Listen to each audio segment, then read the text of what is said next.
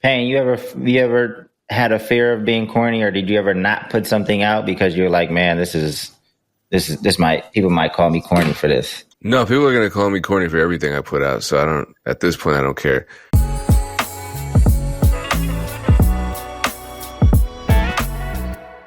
Peace, what's going down, MEC family? You are back on the Music Entrepreneur Club podcast. We live it, so we talk about it. I'm workshopping that, but the spirit still stands. How's everyone feeling this morning? I actually like that too. I like it much better for sure. I feel like it could be a little more concise, a little more poignant. I had it in my head last night, and then, you have an idea before you fall asleep, and you fall asleep, and the etch-a-sketch of your mental idea board just kind of, that was a lot of mixed metaphors, but it just kind of, you hit reset. There's Will Smith comes and visits you in your sleep and flashes the Men in Black thing in front of you, and you just forget all your good ideas. But the good ideas are at the core. The slogan can catch up.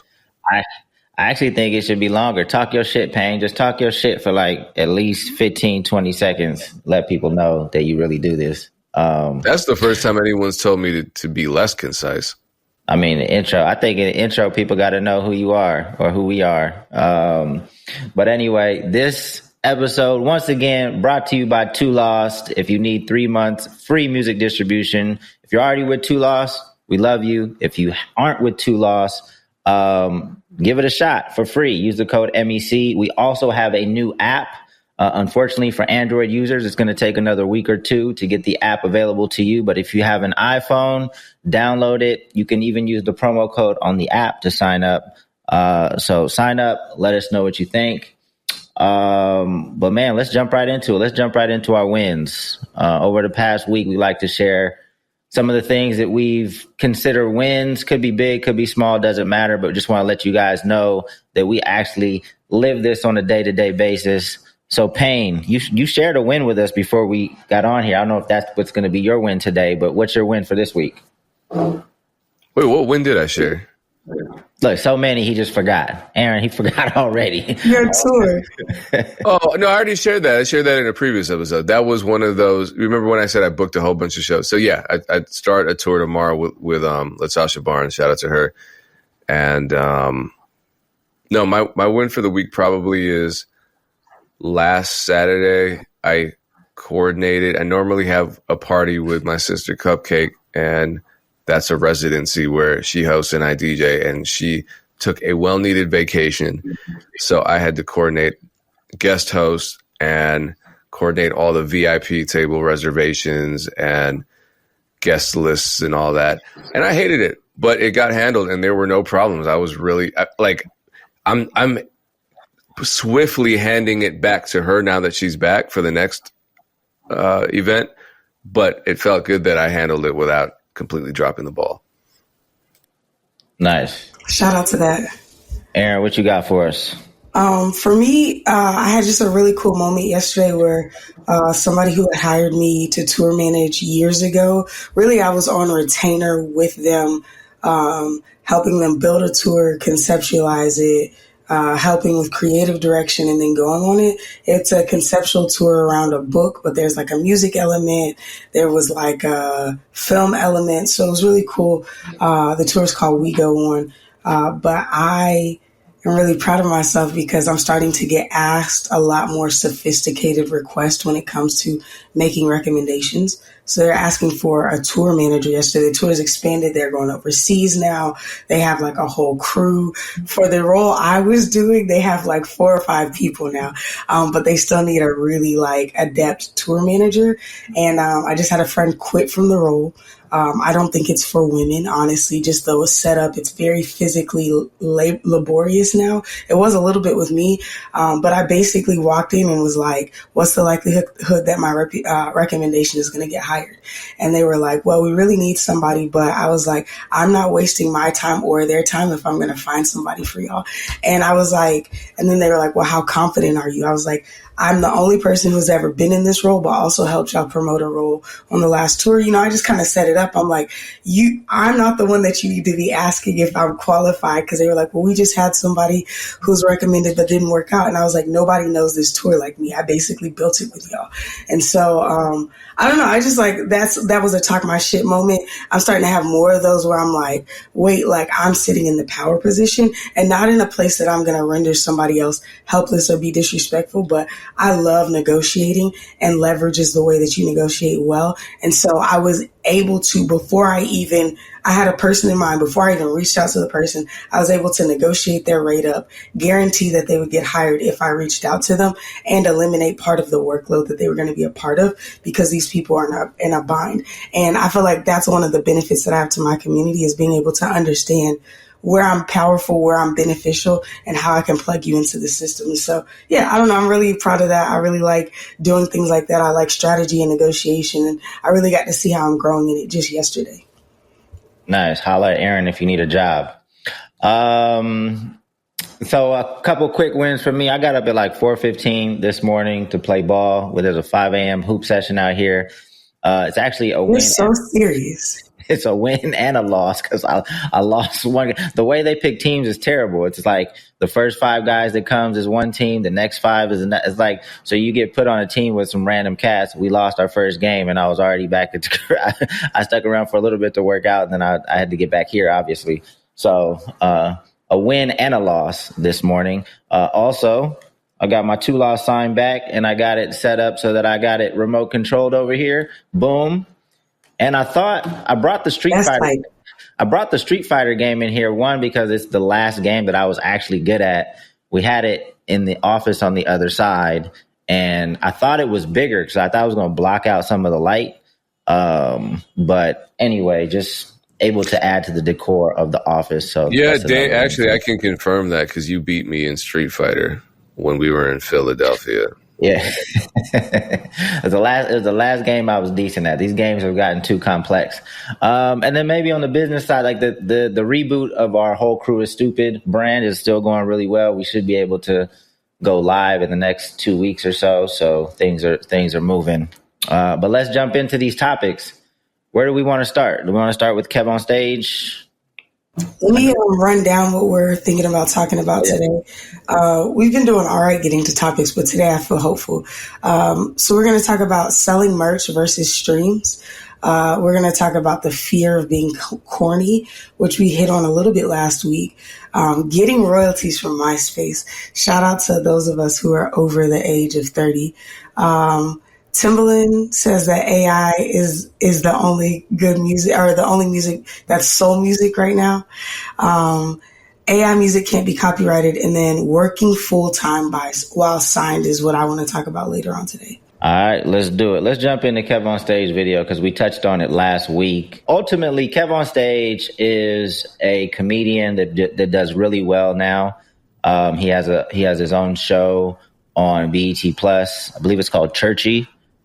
Sells out stand-up shows, just does really well independently. And he was basically saying that I think he was speaking with a friend of his that said that he wanted to do content, but he didn't want to appear corny. He didn't want people calling him corny. And that's what was kind of holding him back.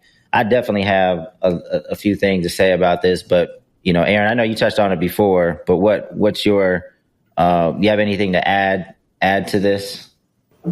I think you just got to pull your head out of your ass, because if you're so concerned about how people are going to view you, then you're missing out on your purpose. Like, what if everything that you do in life is palatable, then you're not moving the buck forward. So that's one thing. But truth of the matter is, it doesn't matter, because whether you love what you're doing or you're pretending, that somebody's going to have an issue with it. So, like, you should develop some confidence. But also, I feel like that's just a low level of resistance. If that's what's stopping you, then you're never going to mature to the place that you really need to get to. So I think that you should definitely work on, if that's a place of contention. I heard somebody say the fear of being perceived, which is such a wild head ass statement, right? I'm all for us healing the world and Gen Z having boundaries, but like, you're fearing others' perception of you, and you don't want to be in public, and you don't want them to see you, so you don't want to be online to be perceived.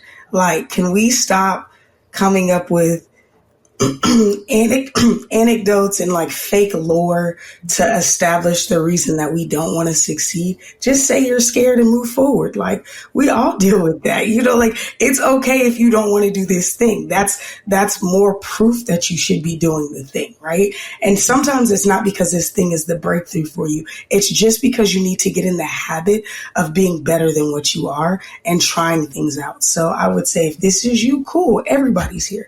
None of us were born like, yeah, we want to make content. Now, kids these days, I feel like they are. But like us, we're not like that. So just let that shit go and go do it. Payne, you ever had a fear of being corny, or did you ever not put something out because you're like, man, people might call me corny for this? No, people are going to call me corny for everything I put out. So at this point, I don't care. I mean, the only people that really call anybody corny are one, little ass kids, and two people, grown adults, that act like little ass kids that don't have shit going on for themselves. Now, that doesn't mean there isn't corny shit out there winning. I see stuff out there all the time where I'm like, I'm pretty sure I could write a clear and concise essay that would convince the average person that this shit is corny. But ultimately, it wouldn't matter, because here's the thing. People are corny. If you're one of those people who are naturally edgy and you attract all these little kids, you're like a Playboy Cardi or something, and you're super cool right now, great, amazing. But the average person doesn't just have that. And so you have a lot of people out there who are so afraid of being perceived as corny because they know that's just who they are. They know that they would judge themselves, so they're afraid to do it. And then they make these excuses and they never do anything. And part of it is because they're so crippled by fear of perception, as you said, Erinn, but also, as you said, a lot of them are just crippled by the fear of success and the work that comes with it.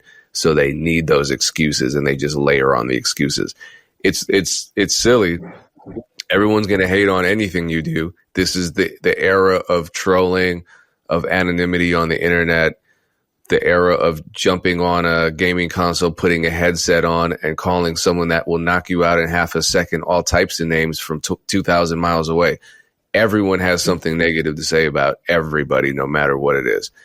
And the people that find their community, hey, another word that starts with the letter C is corny. There are artists out there that I have secondhand embarrassment for because of the shit they do, and they have 1 million fans right now, and those fans love them. Who cares? Yeah, I'm trying to think of some people who are just like universally cool. Like everybody just agrees that they're cool. Maybe like Babyface. Like, I don't think anybody hates on Babyface. No, wait a minute. Hold on. Wasn't Babyface?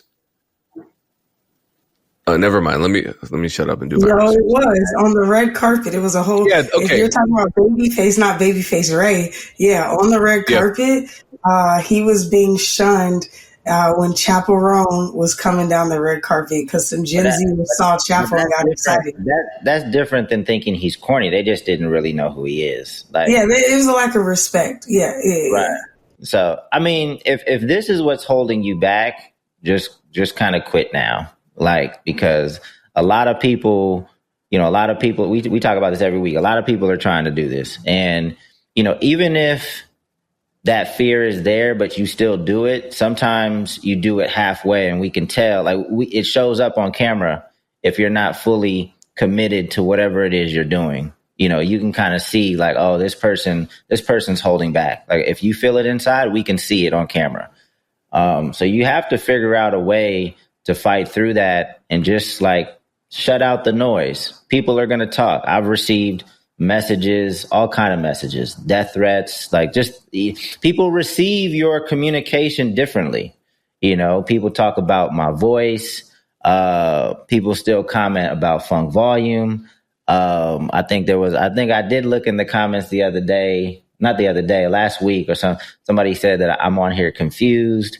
People say that I talk too much and that I think I know everything.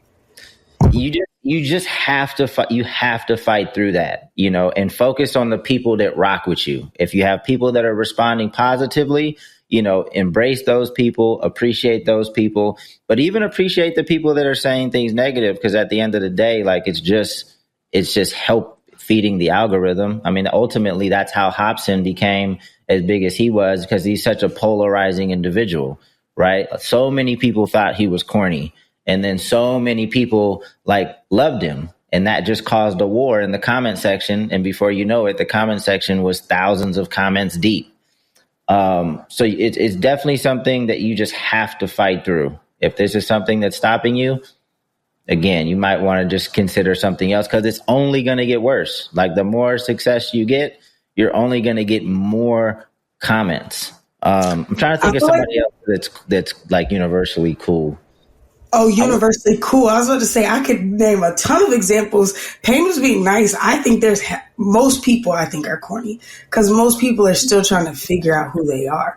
It's like, to me, the only cool thing is when people are themselves. Now that could be corny to you, but I really like people who are just themselves, whether they're not trying to be cool. They're like, this is the thing I'm into. This is the thing I like. Even if I find aspects of their delivery or what they're doing corny, I really love, like, I won't date anyone who isn't themselves. Like, if you're trying to be cool, then let's just not talk at all, because you need to be yourself. But yeah, I think somebody who's naturally cool, that's a very Denzel Washington. Denzel Washington, I've never heard anyone call corny. I agree, although he's starting to get in his he's starting to talk more shit, and I'm sure I'm sure more of it's coming his way, because as he gets older, I'll say he's hitting 70. Old folks, they just be talking. That cat that kind of owns the internet right now, that Ashton, I don't know his last name. Like, he gets a lot. I mean, he's definitely not an example of somebody who's universally cool, but he is an example of he's super viral for his morning routine. With the tape and the yeah, it's super. Like, if you go to his page, he's probably gained 10 million followers in the past week. Like, his shit is going nuts. Yeah, because people just want to watch him. But people left and right are calling him the corniest thing ever. But I'm sure he's raking in millions and millions of dollars at this point, through brand deals. I think Saratoga's stock went up 27%. I almost brought that in, but I feel like everybody is covering that right now. So I was like, we don't need to hit the water guy again. I will say somebody I believe is universally cool is Cam Newton. And I don't know if that's a hot take, but I just think, I feel like he's so himself. I think he says what he says. I think he's a good dresser. I think that he's a great business person. I think he makes a lot of sense. I think that when you first see things that he says, you're kind of like, oh, what? But then when you hear him explain it, and then I think he owns his shit. That's another thing for me. I think it's corny not to own your shit. So I feel like if you own your shit, then I really rock with you.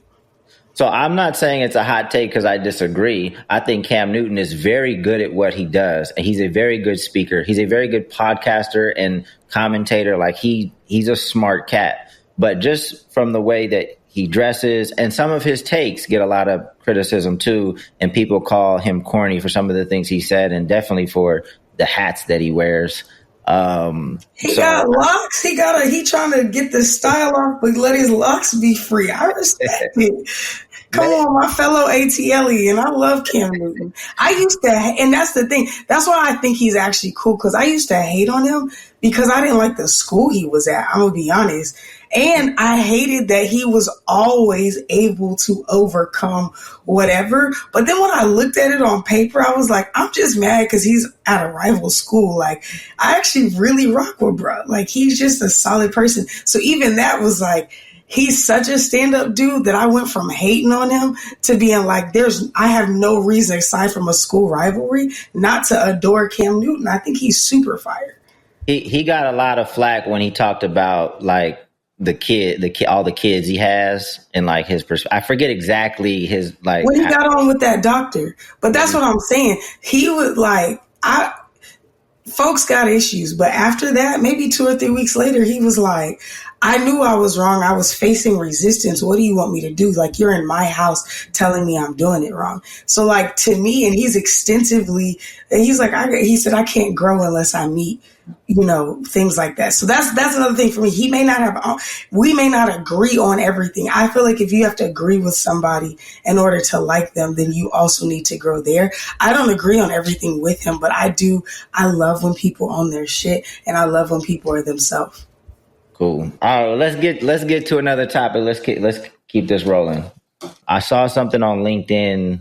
I don't know if it was yesterday or the day before. It was a link where you can get like back royalties for music that was played on MySpace. So if you go to retroroyaltyrescue.com, retroroyaltyrescue.com, spelled normal, you can type in the artist's name and see how much royalties you are owed. So put in yours and see if you owed any royalties. Yeah, I want some money. There it is. Paying $94.47. Claim it. I put in Hops, and I think he was owed like 124. I have no idea how this is calculated, and I haven't actually gone through. Well, I don't own any royalties. I don't own any music anymore. Thank God. You said say it one more time. retroroyaltyrescue.com. And then I heard it's an easy process. I haven't gone through it myself. Again, I don't know how the royalties are calculated, but if you are old school and you've been around from the MySpace days, you might be able to pay your cell phone bill for free this month. Get your royalties. Where does this come from? Is this like an MLC thing? Like, is this like coming from some of the lobbying? Like, who's responsible for this? Wow. The band I used to manage got $111.47. I'm about to look up all my artists. Too bad y'all don't educate yourself and watch this podcast. Not all my artists. I don't have any artists right now. Old artists that I used to work with. Yeah. By watching this podcast today, you might have just made like $50. So you're welcome. It seems like running these videos back is going to be challenging today. Do we want to just talk about it? I mean, I kind of want to at least say verbatim what he said, though, because I don't want to like misconstrue or. Dang, did you try to claim the royalties? What'd you say? Did you try to claim the royalties? No, I don't have royalties to claim. I don't. It's an April Fool's joke. Oh, it was? I just hit claim royalties because I wanted to see what the process was. Because if it's some people I was just gonna look up all my friends too. So if it was a seamless process, I was about to, you know what I'm saying? Yeah. Oh man, that's hilarious. It says April Fools.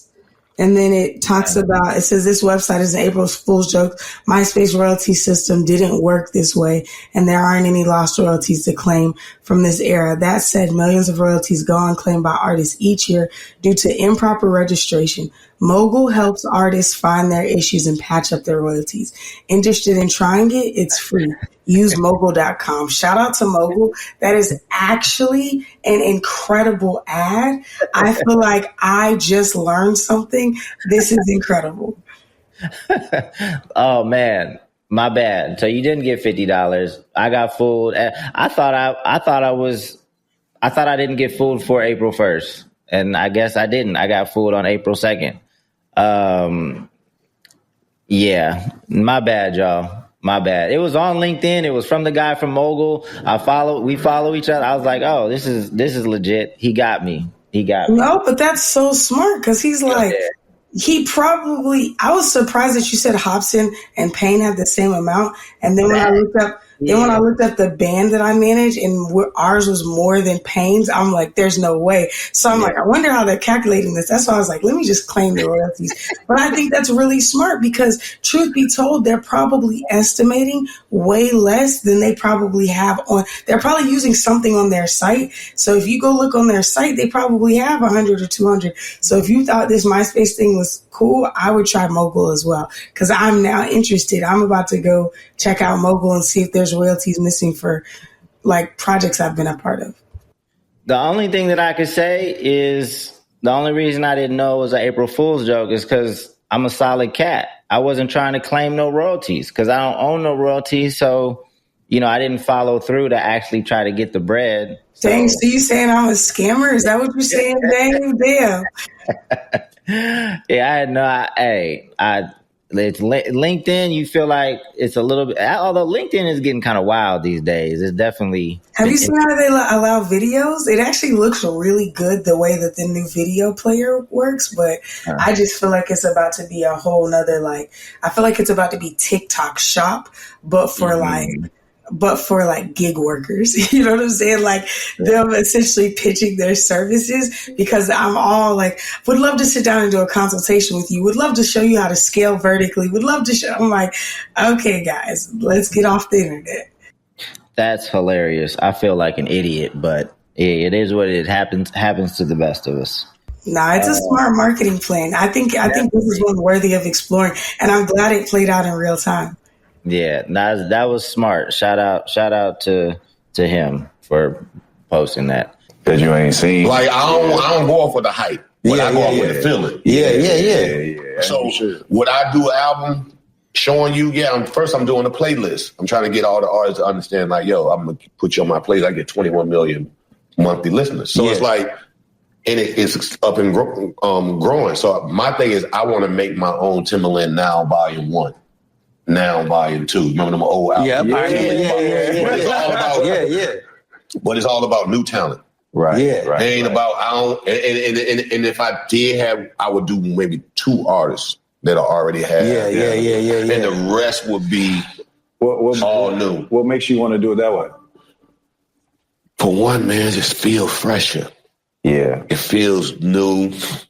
So funny you say that. I don't want to hit I don't feel like man, we editing all this, right? Yeah, we are. On God. I just don't feel like ain't nobody moving me that's already that we know. Hey, I think y'all feel the same way. No, 1,000%. Because I feel like everybody goes through it. I feel like it ain't nobody's fault, but just the world of what's going on. Yeah, I feel like you can feel the pressure of the dividedness. Yeah, and I hate that. And you can feel it. You can feel it. You don't see no reconcile. This whole election is divided us. Yep. 1,000%. And when I mean by that, it divided the music. The music sound bland. It sound boring. And which is, we talk about AI and artificial intelligence, but shuck, that's the only thing that has a pure soul right now. Yeah. That you can create something and just express your true feelings and it comes out beautiful. But, I just feel like right now, everything just discombobulated, which. All right, that's enough of him.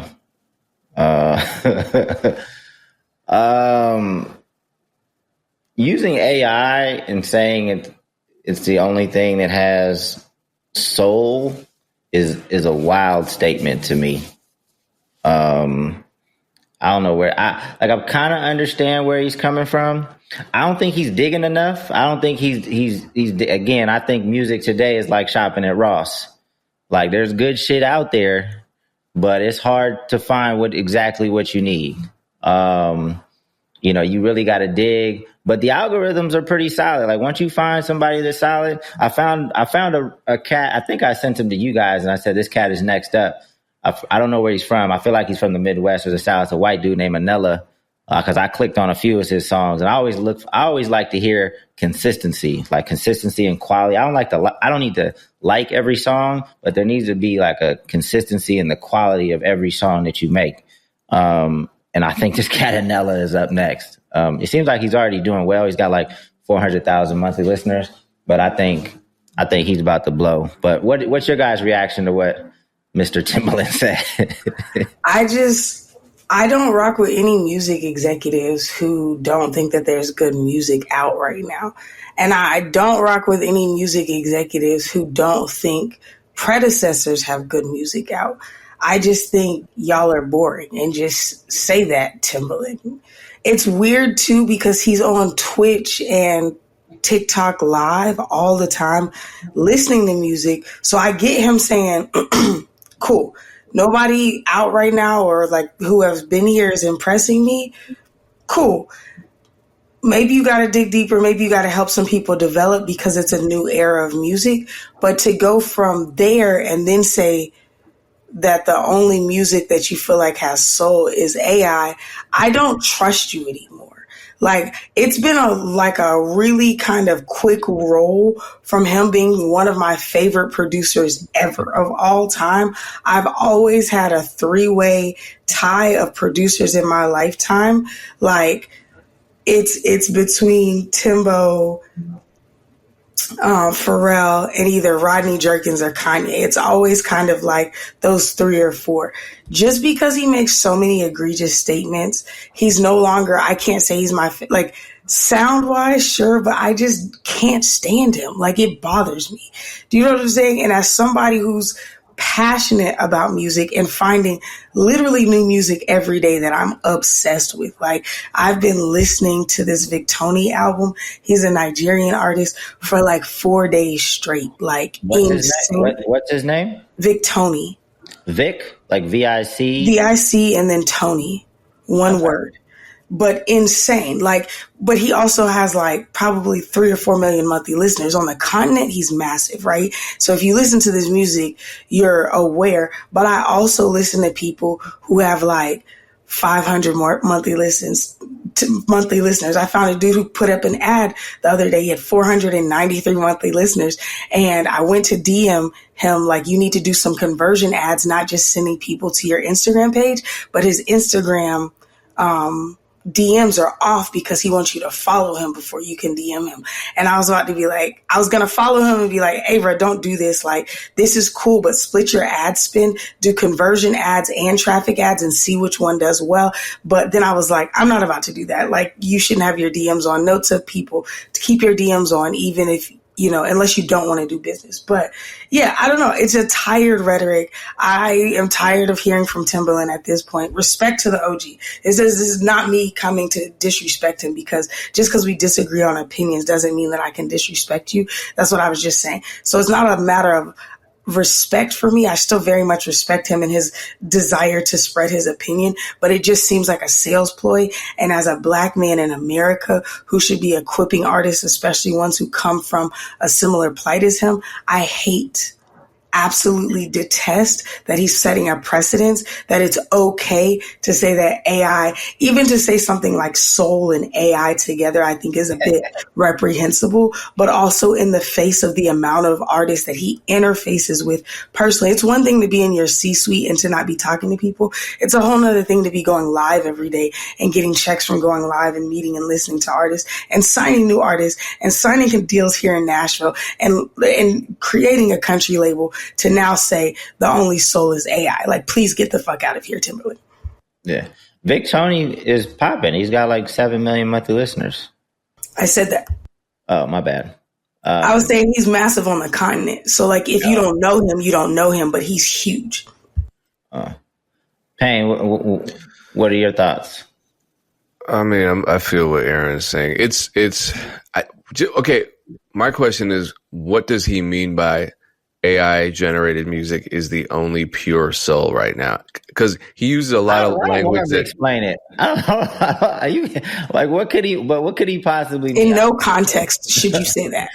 Right. Well, I agree with that, but what is he trying to say? Because he said a lot of stuff that wasn't clear. He said everything's discombobulated download now. my app and use it so that I can keep racking up my millions. That's what he's trying to say.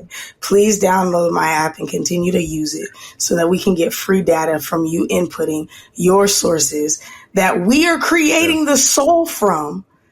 Again, come on. This is iterative. it's coming directly from humans. So if AI is the only thing with soul, you've already invalidated yourself because it had to be taken from human inspiration. And not just human inspiration, it was stolen from human-made music. Right. The platform he's referring to is still currently facing a lawsuit by basically the whole recording industry. I mean, the Recording Industry Association of America, representing all the majors, is suing him right now. And I mean, I would be a part of that lawsuit, truth be told, but I don't have the power that the majors have. So they're doing it on their own behalf, not on my behalf. Let's be clear. They don't represent me, but they, sometimes sometimes a person's self-interest aligns with your own. And so the label's self-interest very briefly overlaps with a lot of ours as artists that aren't necessarily signed by labels, or artists that have worked with labels and haven't even really been happy with the experience. 100%. Yeah, I don't know. It's funny because everyone who defends AI in my comments, when I make videos about AI beat generators and whatnot, they always say, the one thing they say is AI, I'm not worried about because it doesn't have soul. They always say that. Even the people that will die on the AI defense hill will say, all right, but at the end of the day, you're still a part of that process. And Timbaland is saying the opposite now. He's saying, no, AI is the soul. The human is soulless, essentially. That's kind of the implication there. So it's we've entered a very interesting phase of this pro AI narrative, and I don't know. I think nothing surprises me anymore because of the news that I follow, seeing all of the cognitive dissonance, experiencing that when clearly up is up, and on the news they're telling you up is down, and this feels like a continuation of that. It's like we're being bombarded by propaganda that just logically and intuitively doesn't make sense. Logically and intuitively, AI generated music can't have more soul than humans. There's just no way. But that interfaces well into the topic that I want to share, which is Federal Court of Appeals has an updated ruling on copyright and AI. And so what they've determined, which is what they initially decided, was that AI generated music and art, any art, needs human authorship for the copyright process. Tone, you're breaking up. Man, you're breaking up when you have anything on screen. Yeah, you might just have to read it. What they determined was the Federal Court of Appeals ruled that art created autonomously by artificial intelligence cannot be copyrighted, reaffirming the need for human authorship in the copyright process. Now, I kind of hate the way that these things work, because what does that mean? Oh, it needs human authorship. What is human authorship? You know what I mean? Like if I go to Suno and I type in "make me some hot," and I click the button and something comes back, was that human authorship because I entered in a prompt? If I write, I want guitar and I misspell guitar, I want guitar EDM, and I spell it EMD, and something comes out, because something is going to come out, is that human authorship? I personally don't think so, but the law isn't clear about that. Now, when I go on Google, and shout out to Google AI, because everything is cited. So the sources for this are Houston Law Review, Wired, Copyright Lately. What they say is that in the U.S., AI-generated art created without any human input is considered to be in the public domain and cannot be copyrighted. All right, so that public domain thing, if that's true, and based on these sources, they're saying it is true. If that's true, we need answers, because when I go to, and tell me if I'm crazy, if they're public domain, right? And I go to Suno right now or Udio, and I generate a track using their generative AI, whether it's a beat, sample, whatever. what they tell me on the website is I need to pay a membership in order to get commercial rights for this generated content. But if it's in the public domain and it's copyright free, they don't have the legal authority to charge me in order to grant permission for something because they don't own that. I can't say, hey, Erinn, send me $50. I'll let you go to the theater and watch that new Pixar movie. I can't do that because I don't own the Pixar's intellectual property. So Suno can't tell me as a free end user that I can't take whatever I generate from their free non-commercial usage account and put it on Spotify and start generating money off of that because they don't own that. So they're, once again, infringing a new copyright law. Am I right? Or am I way off? No, it's like they're continuing to create a problem. And here's the other problem. Say you're a producer and you go on Suno and you generate a bunch of instrumentals, like a whole lo-fi album, and you put it on Spotify. Because what you created is in the public domain, Suno can't tell you that you can't use it commercially. So they can't stop you from monetizing that, even if you don't pay for the commercial usage rights. But because it's in the public domain, another person can come along, take all your music off of Spotify and resell it. And you can't do anything because it's in the public domain. Public. Anyone. AI is for everybody. If you make AI art using generative AI without sufficient human input, it's not yours. You can make money off of it, but someone can come right along and take it right out of your hands and make money just the same, maybe even more. So that's two new problems that we've created. The biggest problem to me is always going to be the fact that AI is based on stolen art from humans. And then to bring it back to the first clip, now the people behind AI are telling humans that AI is more human than they are.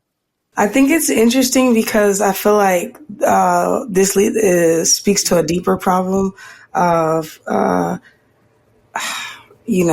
people are going to come for me for this, but it's like a colonizer's mentality. It's not just capitalism. It's we're going to come in, fuck this system up, and then set the tone and tell you these are the rules that you have to abide by, even though we're taking everything from you.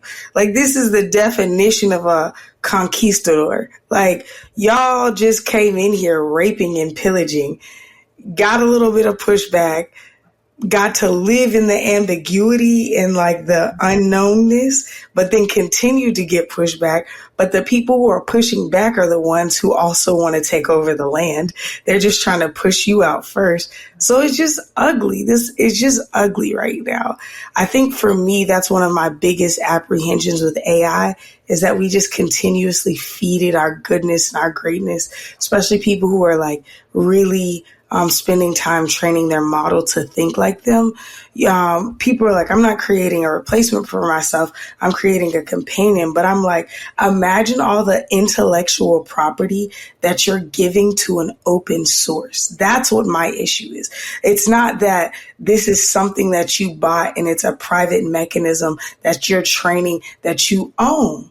That's the thing. It's like, all of the OGs that I know who are really into AI and really into optimizing themselves, because I'm on the business side. So I'm talking to a lot of the tech guys. I'm talking to a lot of the design thinking guys and a lot of the people who are in the consulting world. They're looking at this as an opportunity to get a leg up and to speed their process. And I'm seeing it. Their productivity is going through the roof.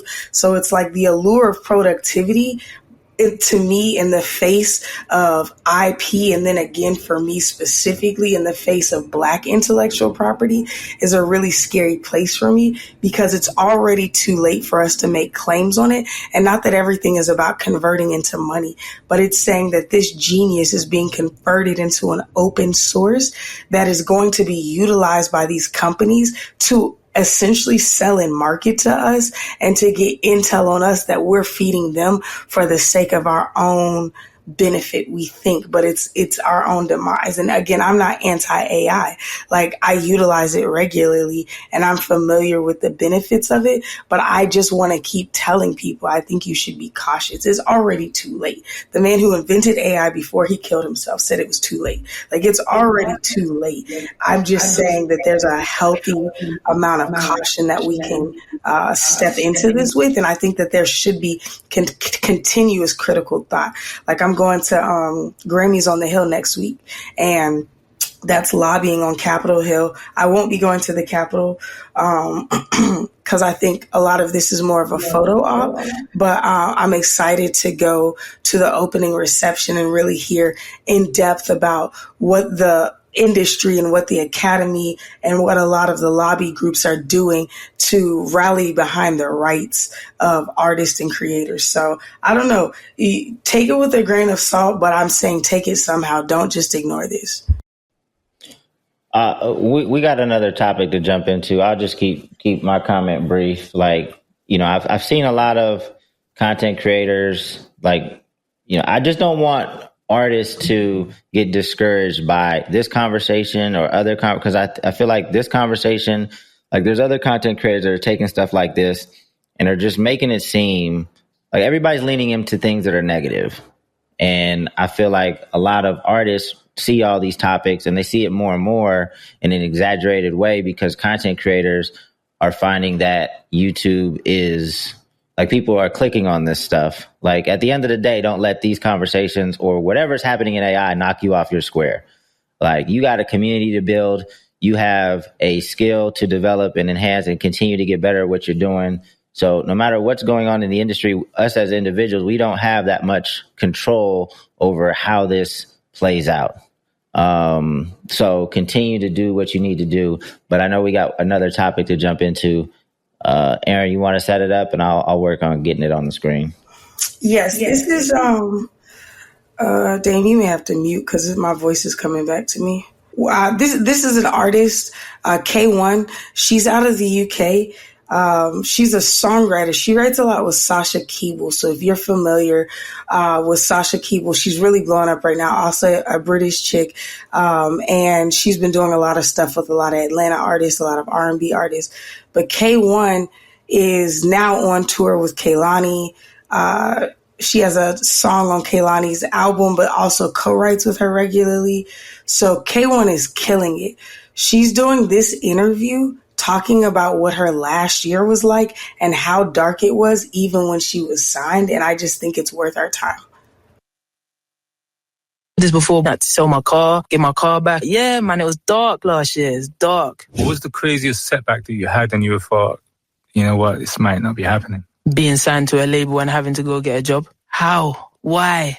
I'm meant to be doing this full time. That's why I'm with you lot. You know what I'm saying? And then having to go get a job was just like, oh, man. So, and it wasn't even a part-time thing. Like, I was doing that 5 days a week, you know what I'm saying? So it was hard and I was getting home and I had no energy to make music. But yeah, I just kept saying to myself, like, it's calm. You just got to get through this little bit, you know what I mean? I had to sell my car, get my car back and all of that. Yeah, man, it was dark last year. It's dark. I don't think I've even said this before, but even me and my manager deciding to sell Worst Behavior to begin with is because we had no money. We didn't even have money to master or mix the song. We didn't even have money to mix it. So we was like, all right, if we need to mix it to put it on platforms, how are we going to get money to mix it? Let's just sell it. You know what I'm saying? Let's just gather a little bit of money so we can pay my engineer to mix it quickly and master it. And then we'll put it out on platforms, you know what I mean? So it's just perseverance, man. That's what I have to say to everybody. Just keep going and just like, you have to be so delusional and just tell yourself, I'm the best. No matter what happens, like, I'm going to get to the top. You know what I'm saying? You have to be, like, you have to just gas yourself up and tell yourself that you're the best every single day, and you that energy will transfer to everybody else, you know what I mean? I don't think I've even said this before, not to sell my car.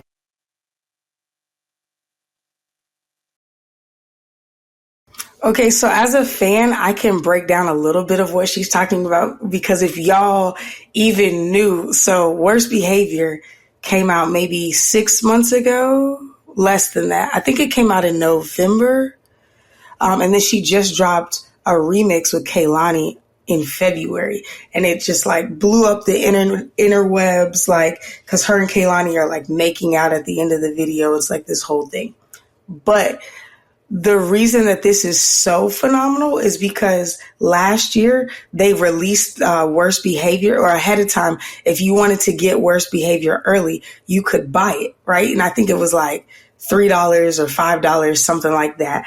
And I remember seeing it, but I'm like, no, I'll just get it on streaming. I thought they were trying to be something clever, do something clever and creative, like how, you know, La Russell or whatever, trying to do something similar to Even, but just do it on their own that's what she platform. meant by selling it. She meant direct to consumer. So they literally sold this single before it was even mixed and mastered, because they didn't have enough money to get it mixed and mastered. Hearing that the other day, I was like, oh my God. And I remember when I first got into K1, probably was like 2022, 2023, I think she only had one song out, right? But she was dropping all these teasers of other songs she had written. So she was essentially just bouncing out from the studio and just doing 30-second, 45-second reels. So when Worst Behavior first started being teased, I remember being like, I love this, because she would just go out and you could tell she would like take off a vest, put on a hat, whatever. She'd just be in her same clothes, just kind of moving around to make more content.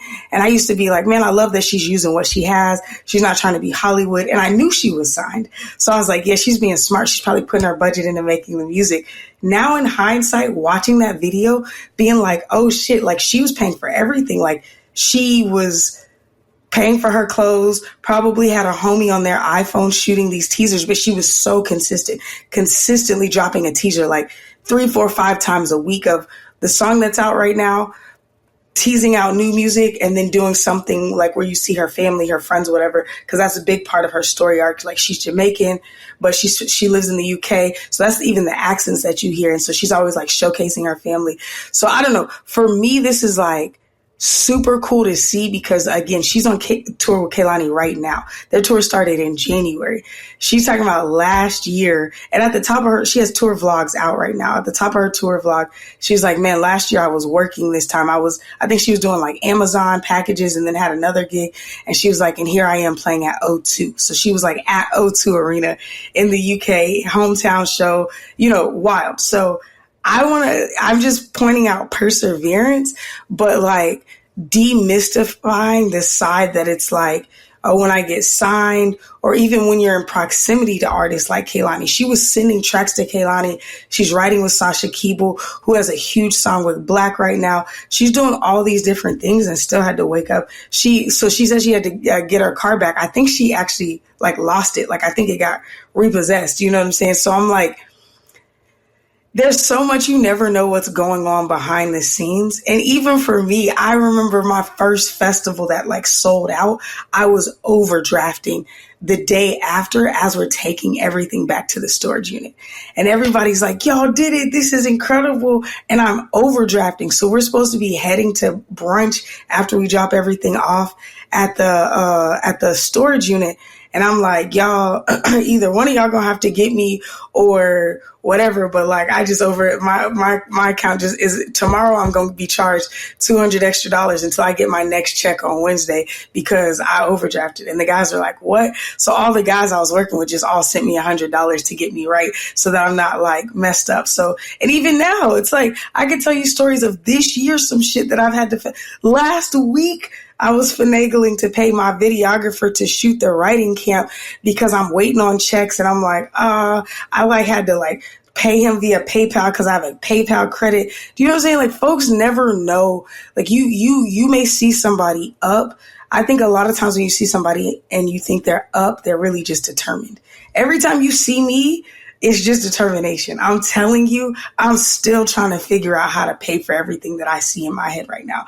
I'm no longer to the point where I'm like, how am I going to pay my bills this month? But I'm not like where I wish I was. I'm not super far ahead. Any extra projects, I got to figure out the money. I got to go get a gig. I got to pray to get a consultation. I'm just making this shit happen. So I want to encourage y'all, like the grind doesn't stop when money comes, because when the money is presented, bigger opportunities and bigger requirements will be there.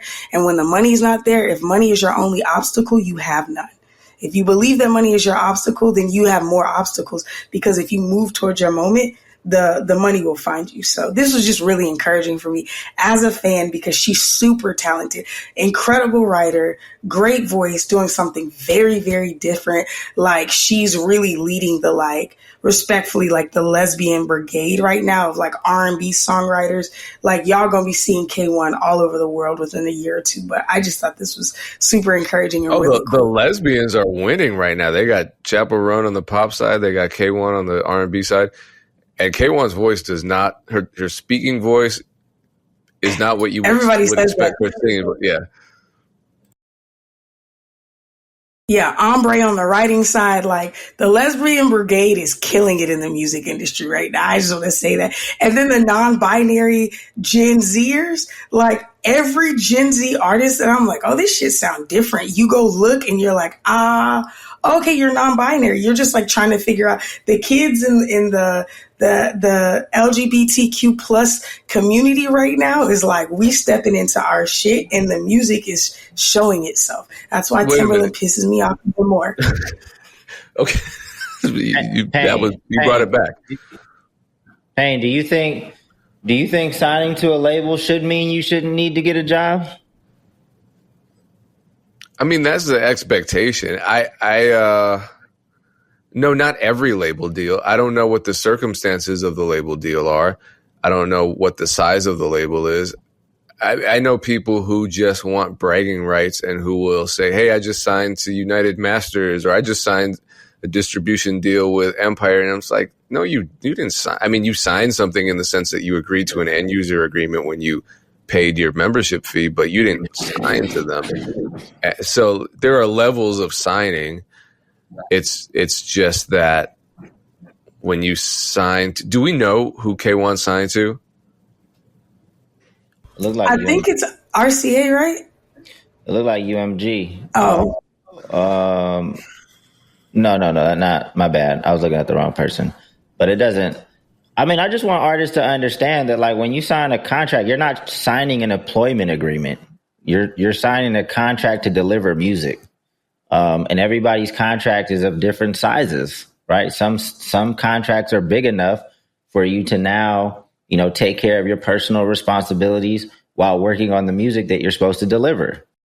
Some contracts are not as big.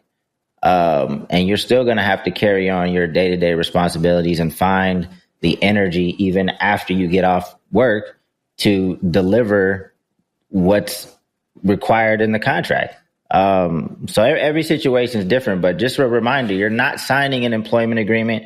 You're not signing something with benefits. You're signing an agreement to deliver music.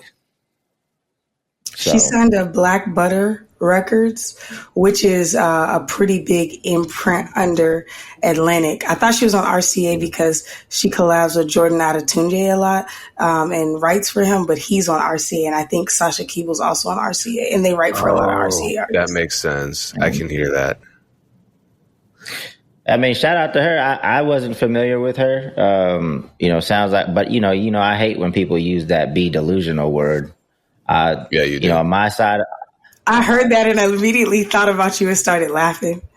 On my side of things, I'll show you way more dead bodies that were delusional than are actually killing it in the music industry. So that delusional shit to me, I would never encourage anybody to be doing. But if you look at, because it looks like she's deleted some of her social media because it doesn't go back that far. But it looks like, she didn't really need to be delusional. Like, things were happening, like real things were happening, right? Like, she got signed, looked like she had some social media traction, relationships with Kehlani. So it wasn't completely delusional that she might get some success in the very near future. Like, things were lining up for that.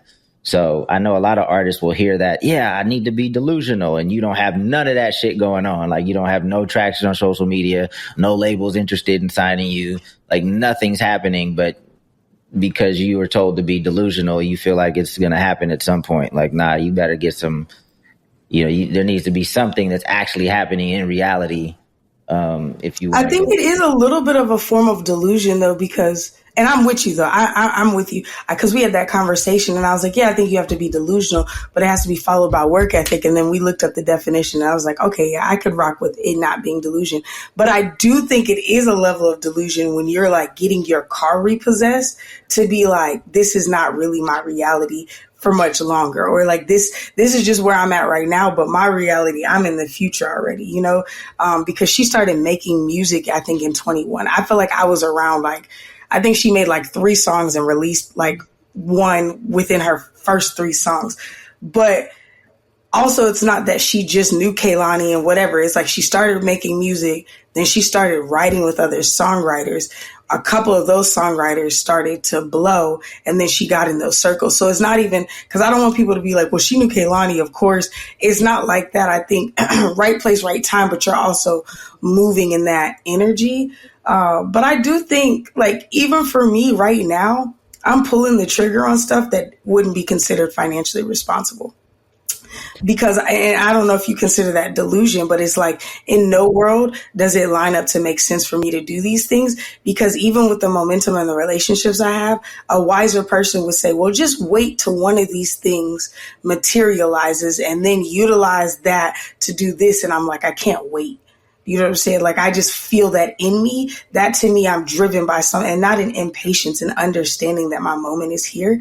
So I think that there's a level of maybe disengagement from reality that you have to have that a lot of people are calling delusion. And it could just be like just a verbiage thing where it's like denotation versus connotation, like what I actually mean versus what this word means. I mean, if she could quickly pivot to just sell something direct to fans and make a little bread, even if it's just to get something mixed and mastered, that means she has to. I mean, if you can make somebody pay for anything these days, like, I agree. She had built up her socials, and that's what it was. She had over 100,000. And I think it's because she had been dating somebody pretty prominent in the UK prior, but then was capitalizing. Like, I remember when I first started watching her, she was showing how she made a beat from scratch and then recorded herself in her loft. So she was just showing start to finish. And to watch a woman do that was super cool for me. And so that's what got me into her. So I will agree. She was definitely utilizing what she had. But yeah, she had followers. But there's a guy right now who's a comedian that came up in my feed who is about to be evicted because he's like 6 months past due on his rent, and he just started a GoFundMe.